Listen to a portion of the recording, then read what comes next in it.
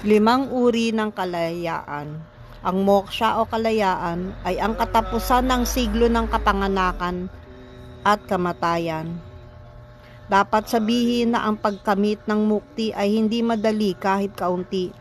Ang pagiging tao ay isang gantimpalang natamo matapos ang maraming ulit ng kapanganakan at kamatayan. At sa loob ng populasyong ito, kailangan mapalad ang isang tao upang hangarin ang mas malalim na pag-unawa at magpunyaging makamit ang kasakdalan sa pamumuhay. Karaniwang hindi hinahanap ng tao ang mukti. Sa halip, hinahabol niya ang panandaliang kasiyahan ng mga pandama tulad ng ginagawa ng mga hayop. Sa libu-libong tao, isa lamang ang maaring magsikap tungo sa kasakdalan at sa mga nagtagumpay, bihira ang tunay na nakakakilala sa akin. Bhagavad Gita 7.3. Ang mga bagay na maaring pagkapitan ay nasa lahat ng dako at hanggat may kaunting pagkakapit sa material na mundo, ang muling pagsilang ay tiyak na magaganap. Ang kalayaan ay nakabase sa kamalayan, lalo na sa sandali ng kamatayan. Kapag wala nang natitirang makamundong pagnanasa na siyang layunin ng tunay na espiritual na paghahanap, saka lamang humihinto ang siglo ng pagsilang. Anumang kalagayan ng pag-iisip ang naaalala ng isang nilalang sa sandaling iwan niya ang kanyang katawan, tiyak na iyon ang magiging kalagayan niya sa susunod.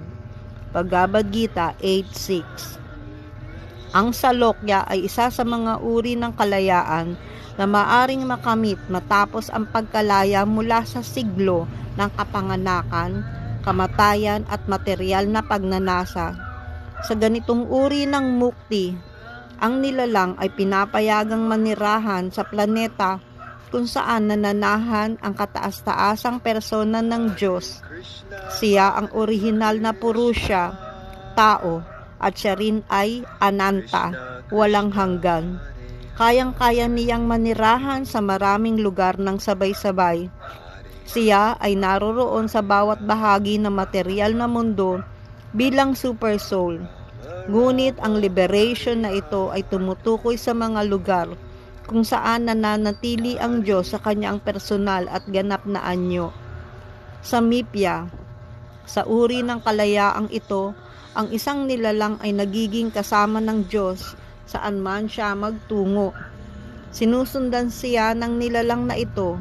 Lagi siyang nasa tabi ng Diyos sa isang lugar na espiritual na mundo. Ang ganitong kalagayan ay nagbibigay ng matinding kaligayahan dahil sa presensya ng kataas-taasang Diyos ay walang kapantay. Sa Rupya, isa sa mga pangunahing pagkakaiba ng material at espiritual na mundo ay ang pagkakaroon ng dalawahang pagkakakilanlan. Sa ngayon, kinikilala ko ang aking sarili batay sa aking katawan. Ngunit ang totoo, ito ay isang takip lamang. Ang espiritu sa loob ang siyang nagbibigay buhay sa katawan. Pagkatapos ng kalayaan o liberation, nawawala na ang ganitong pagkakaiba. Ang individual ay magkakaroon ng espiritual na katawan. Ibig sabihin, ang kanyang pagkatao ay ganap. Maging ang kanyang anyo o anyo ng katawan ay espiritual na rin. Sa sarupya na kalayaan, ang mga pisikal na katangian ng deboto ay halos kapareho ng kataas-taasang persona, maliban sa 2 o 3 palatandaan na tanging sa katawang espiritual lamang ng Panginoon makikita. Halimbawa, ang srivatsa, ang hibla ng buhok sa dibdib ng Panginoon, ay malinaw na nagtatangi sa Kanya mula sa Kanyang mga deboto. Bhagavatam 9:3 29:13. Sa sarupyang mukti, ang individual ay magkakaroon ng anyo na kahawig ng Diyos sa espiritual na kaharian ng Vaikunta. May mga planeta kung saan ang Panginoon ay nananahan sa kanyang magandang anyo, 4 ang kamay. Ang iba pang mga naninirahan doon ay may halos kaparehong anyo. Sa ganitong uri ng kalayaan, halos kapantay mo na ang Diyos sa anyo, maliban sa Srivatsa na tanging sa Diyos lamang matatagpuan. Sarsti. Sa kalayaang ito, ang isang nilalang ay nagkakaroon ng mga kayamanang katulad ng sa kataas-taasang Diyos. Isa sa pangalan ng Diyos ay ang Bhagavan, na nangangahulugang ang isang taglay ang lahat ng kayamanan at kapangyarihan. Siya ay may kagandahan, kayamanan, lakas, katanyagan, karunungan at pagtalikod sa makamundong bagay, sabay-sabay at sa pinakamataas na antas.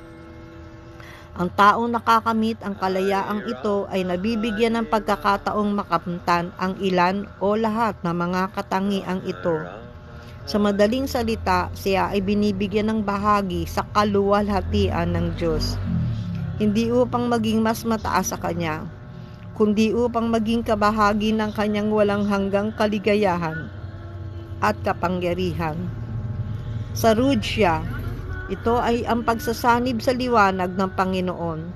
Ang liwanag o enerhiyang ito ay sa kabuuang antas ay tinatawag na Brahman. Sa Bhagavad Gita, inilalarawan si Sri Krishna na ang lahat ng nilalang ay Brahman din. Sila ay bahagi ng enerhiyang ito. Subalit sa kanilang pagiging nakakondisyon sa material na mundo, hindi nila ito namamalayan. Bilang resulta, paulit-ulit silang ipinapanganak at namamatay sa siglo ng samsara.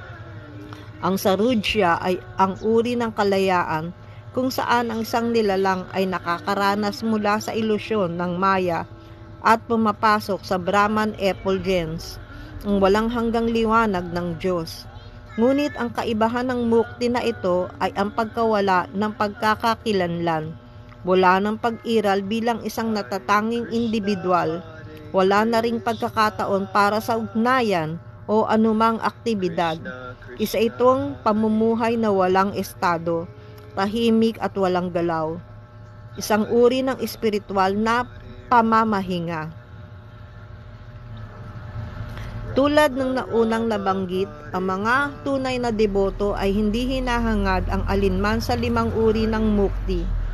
Ang tanging layunin nila ay makapaglingkod, gaya ng inilahad ng kahanga-hanga ni si Goswami Tulsidas.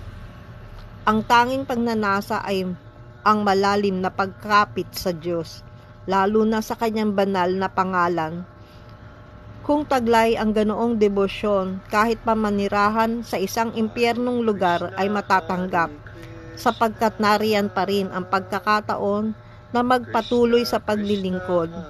Ngunit hanggat hindi pa nararating ang napakataas na antas ng dalisay na debosyon, ang pagnanais sa mukti ay nagsisilbing inspirasyon upang agarang makatakas mula sa tanikala ng material na pag-iral. Haribol.